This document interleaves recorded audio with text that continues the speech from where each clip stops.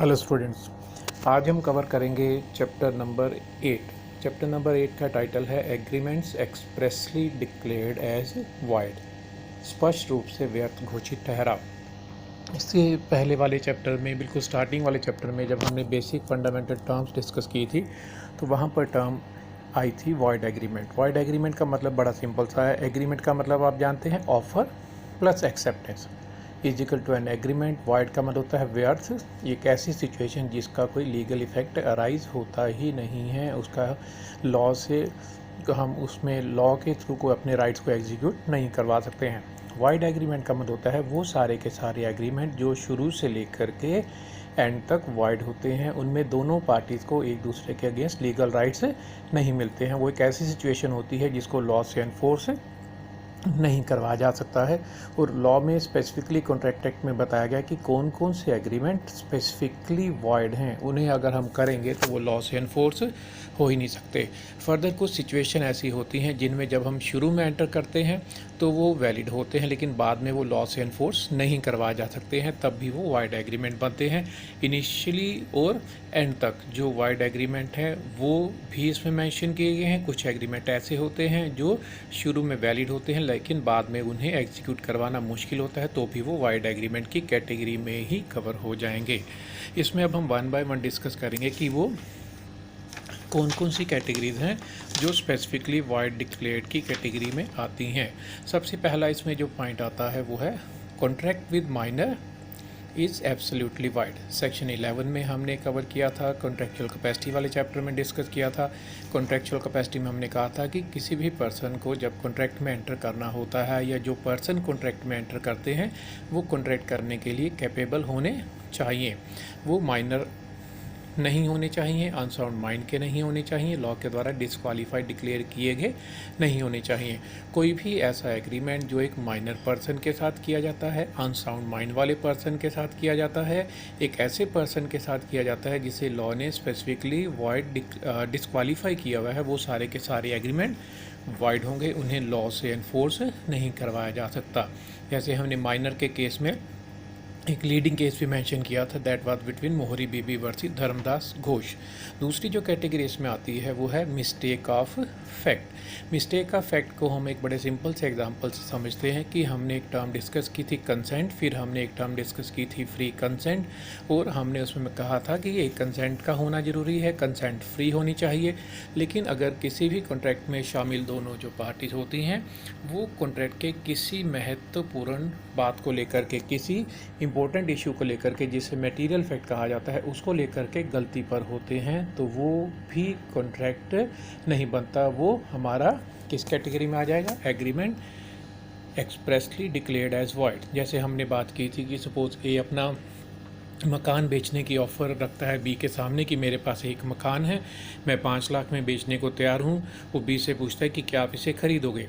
अब ए के पास एक नया मकान है और एक पुराना मकान है, वो बी के सामने ऑफ़र रखता है। बी सोचता है कि अपने ये नए मकान की बात कर रहा है, जबकि ये पुराने मकान को बेचने की ऑफ़र कर रहा होता है। बी अगर यहाँ पर येस कर देता है, अब बी ने येस कर दी है, बी ने एक्सेप्टेंस दे दी, ए ने उसकी एक्सेप्टेंस को मान लिया कि हाँ इसने एक्सेप्टेंस दे दी है, दोनों के बीच में कॉन्ट्रैक्ट हो गया। लेकिन गलती क्या हुई? सब्जेक्ट मैटर की पहचान को लेकर के वो बहुत बड़ी गलती कर बैठे, वो उसके बारे में मिस्टेक कर बैठे। जैसे ही उन्हें अपनी गलती का पता चलेगा वो एग्रीमेंट वाइड हो जाएगा।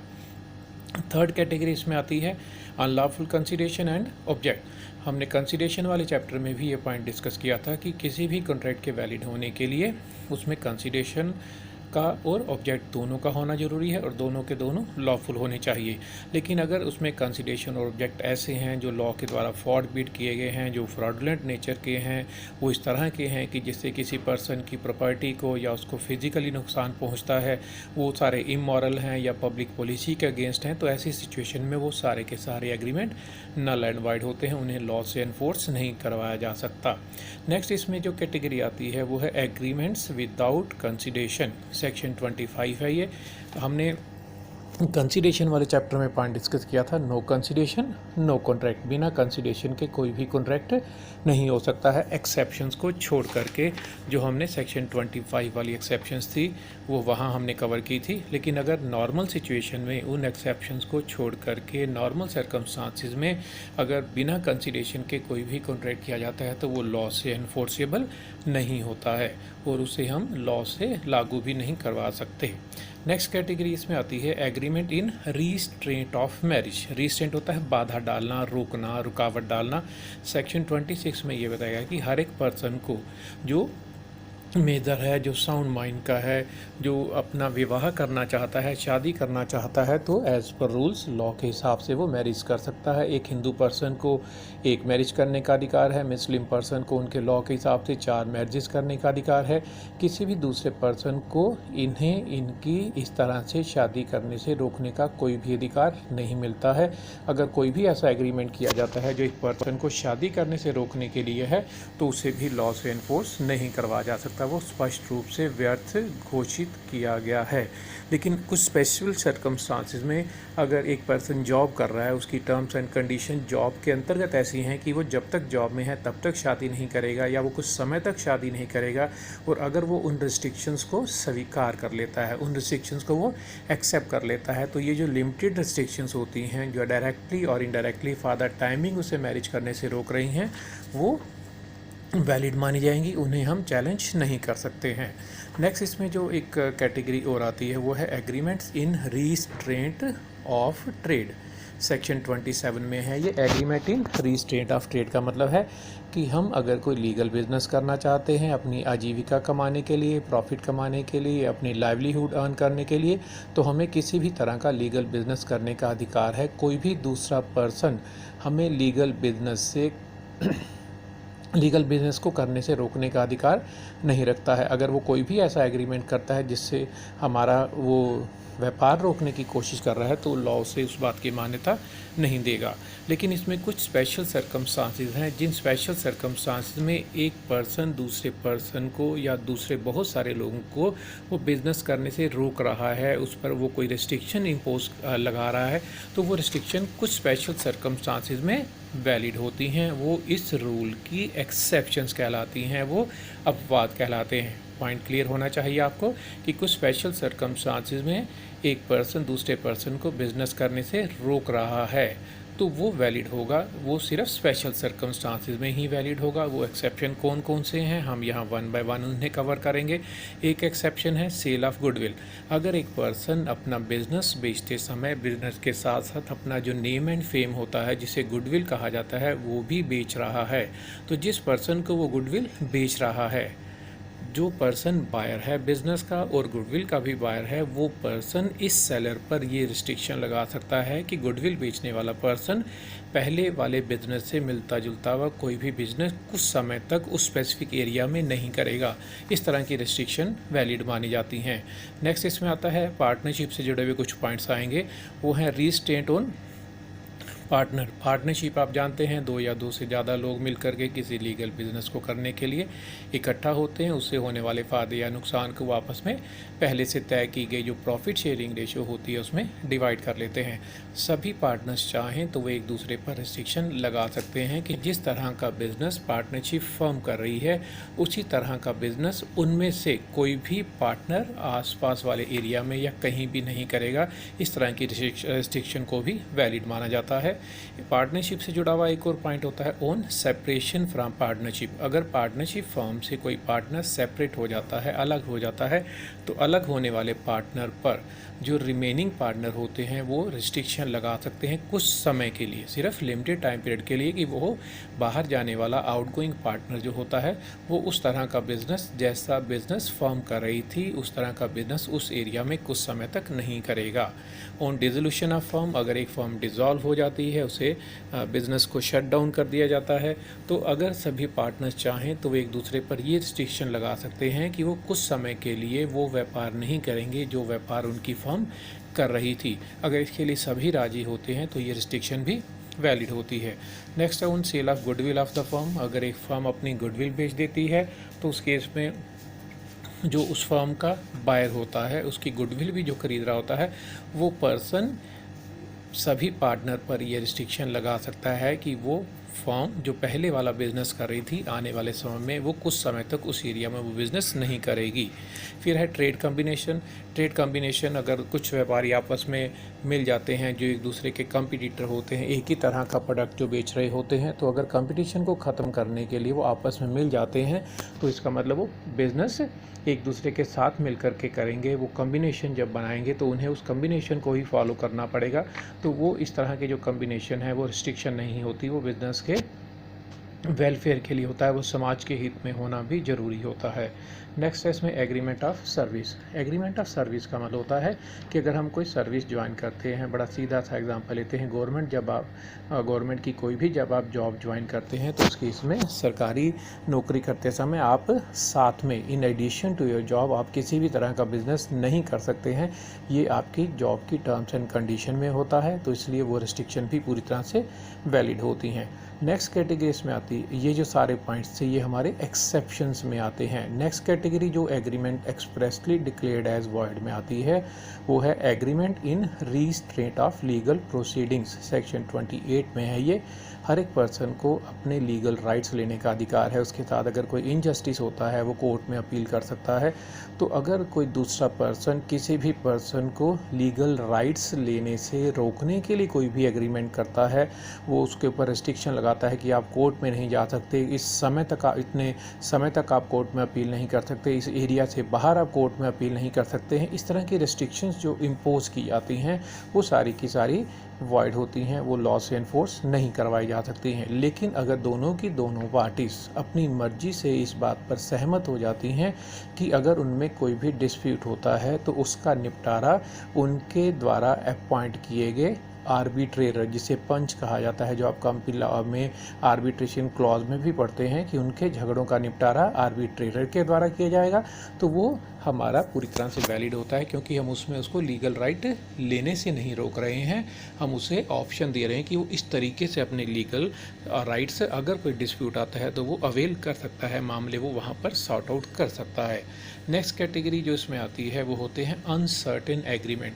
अनसर्टेन एग्रीमेंट का मतलब सेक्शन 29 में कहा गया है, an agreement the meaning of which is not certain और capable of being made certain is void. कोई भी ऐसा एग्रीमेंट जिसका कोई मीनिंग नहीं निकलता, जिसकी कोई सेंस नहीं निकलती, जिसका कोई सही मायने में अर्थ नहीं निकलता है, हम उसे समझ ही नहीं पाते हैं कि दोनों पार्टीज करना क्या चाह रही हैं, तो वो सारे के सारे एग्रीमेंट जिसकी टर्म्स एंड कंडीशन अनसर्टेन होती हैं वो वाइड होते हैं। अनसर्टेन प्राइस को लेकर के हो सकता है, कोई पर्सन क्वालिटी को लेकर के हो सकता है, क्वांटिटी को लेकर के हो सकता है, बाकी टर्म्स एंड कंडीशन को लेकर के हो सकता है।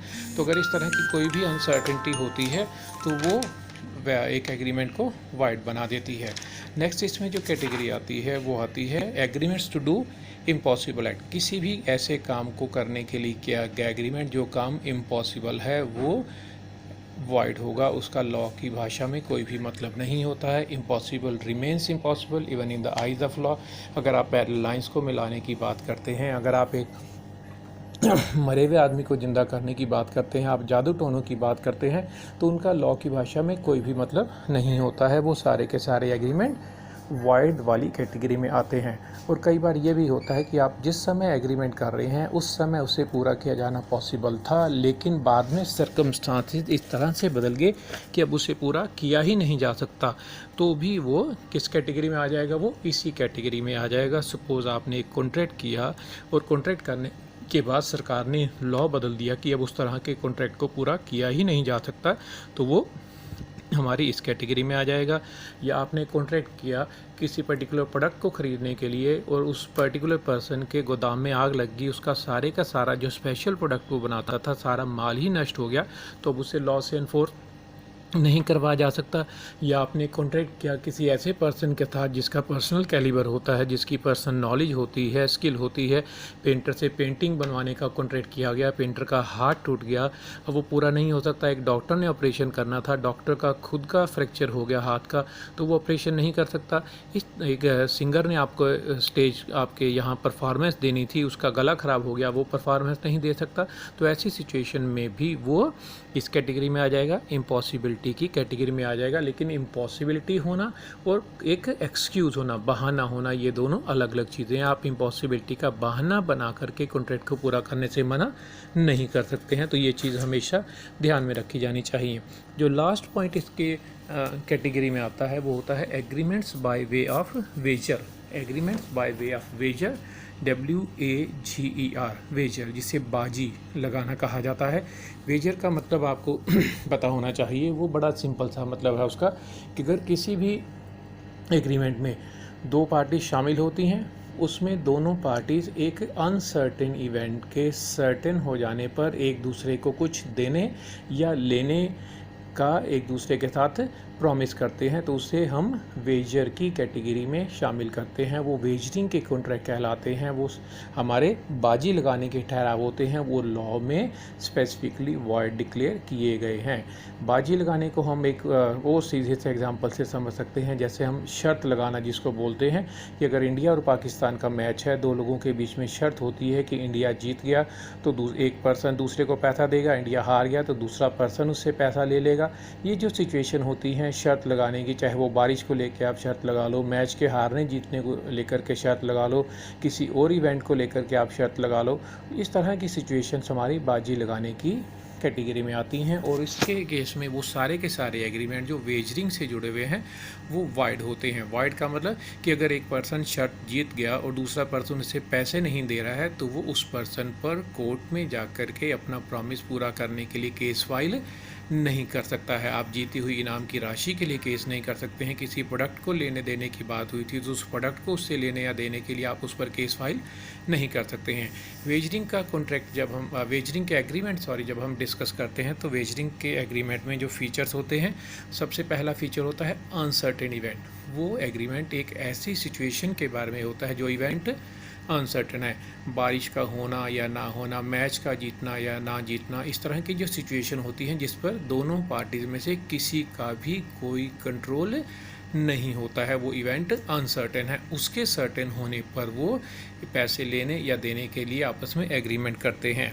इक्वल चांसेस ऑफ विन और लॉस, दोनों में से किसी भी पार्टी के हारने या जीतने के जो चांसेस होते हैं जिसे आप प्रोबेबिलिटी कहते हैं वो इक्वल होनी चाहिए, वो चांसेस बराबर बराबर होनी चाहिए। अगर किसी को रिजल्ट पहले से पता है तो वो वेजरिंग वाली कैटेगरी में नहीं आता है। फिर इसके अलावा नो कंट्रोल ऑन इवेंट, दोनों में से किसी भी पर्सन का उस इवेंट के होने या ना होने पर किसी भी तरह का कोई भी कंट्रोल नहीं होता है, उसमें पार्टीज़ की मर्जी नहीं चलती है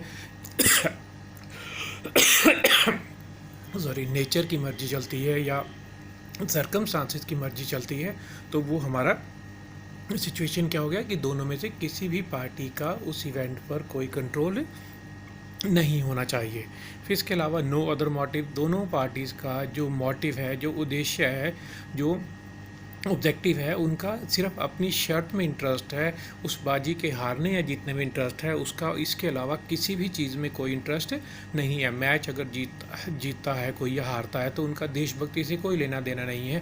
बारिश होती है तो किसानों की हालत अच्छी हो जाएगी, इस बात से उनका कोई भी लेना देना नहीं होता। वो सिर्फ प्रॉफिट के लिए आपस में अपने फ़ायदे के लिए इस तरह का वेजरिंग का काम कर रहे होते हैं। फिर इसके अलावा प्रॉमिस टू गिव गुड्स और कैश, जो प्रॉमिस उनका होता है हारने या जीतने का, उसके हारने या जीतने पे गुड्स को देने की बात हो सकती है या कैश को देने की बात हो सकती है। वो डिपेंड करता है दोनों पार्टीज़ की आपस में तय की गई शर्तों के हिसाब से। अगर हम इसको कंक्लूड करें तो इसका अर्थ यहाँ पर वेजरिंग का ये होगा कि वेजरिंग के एग्रीमेंट जितने भी किए जाते हैं वो वाइड होते हैं, वो लॉ से इन्फोर्स नहीं करवाए जा सकते हैं, और अगर उनमें कोई पर्सन जीत भी जाता है तो वो दूसरे पर्सन के अगेंस्ट कोर्ट में जा कर के उस फैसले को एग्जीक्यूट करने की डिमांड नहीं कर सकता है।